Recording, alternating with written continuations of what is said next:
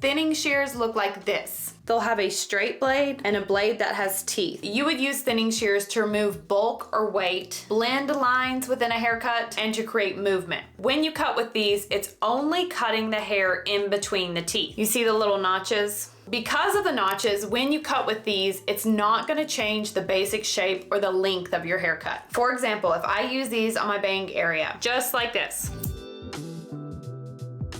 Here's what it removed. It removed bulk, but it did not remove the actual length of my bang. However, if you really hack at your hair with these, you will eventually end up removing the length. You can use these on wet or dry hair. I prefer to use them on dry hair because that's where you're really going to see lines that are created within layers, basic shapes, any type of haircut. We've got Becky today. Becky is looking good. We're gonna stay away from the top horseshoe parting where our parting is and a little bit to the sides. Try to stay away from that. We're also gonna stay away from the actual hairline and the neckline when we use these. To remove just basic bulk, take the hair out. In the middle of the hair or the mid shaft, take your thinning shears and clamp down. Then you can drag this down.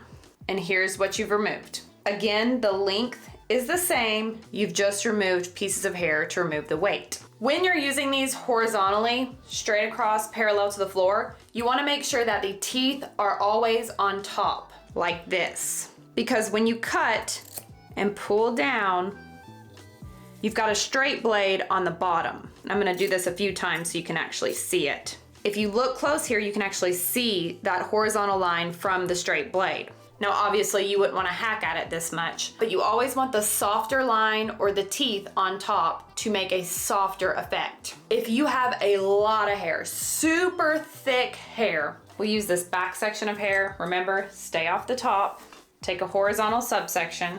Starting in the middle, you can do 1, 2. So instead of just one notch, you're doubling up and removing extra bulk or weight. You just wanna make sure you're always starting at least in the middle of the hair. You don't wanna cut at the scalp like this. I'm gonna cut it a lot so you can see. The teeth are gonna cut in between the hair and create these really short layers. Can you see that? When you lay your hair down, you're gonna have little hairs poking out. Let's say you cut a blunt line, like in the hair cutting video we did last week. You cut a very straight across line. Instead of point cutting like we talked about in the video, you can soften the ends with these. So this blunt line, we've pinned up the top, start at the ends, teeth on top, clamp down, pull down. This will help soften that blunt line. That's also a really good technique to use when you're blending hair extensions.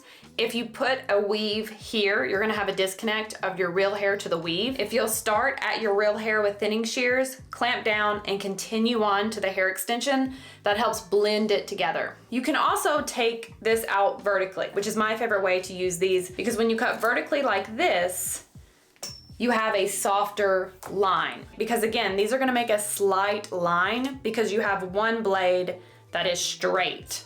So when your haircut is blunt this way, you do the opposite this way, you create a softer effect and more movement.